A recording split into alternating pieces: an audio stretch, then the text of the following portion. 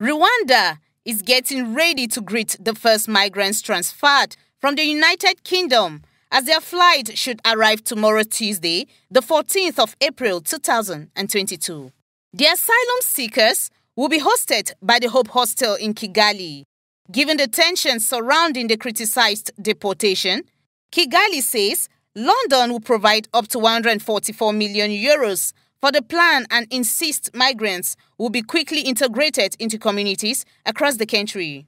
According to the United Nations figures, Rwanda was hosting more than 127,000 refugees as at September last year, almost half of them children.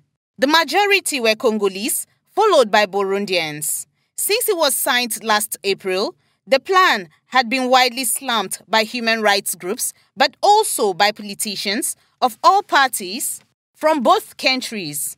According to the Times, the British heir to the throne himself has privately called this appalling.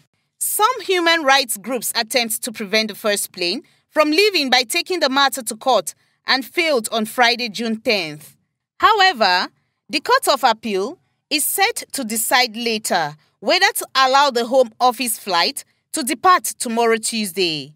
Campaigners and migrants last week failed to win the injunction against the government policies in the High Court, but it is thought the number facing being deported to Rwanda's capital, Kigali, is failing rapidly.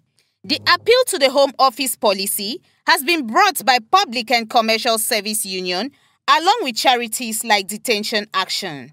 The Rwanda policy has been criticized by charities, religious leaders, opposition parties, and reportedly by the Prince of Wales, who privately described it as appalling.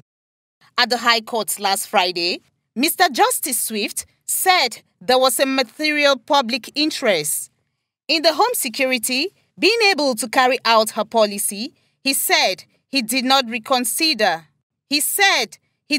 consider there was evidence asylum seekers will be ill-treated in Rwanda.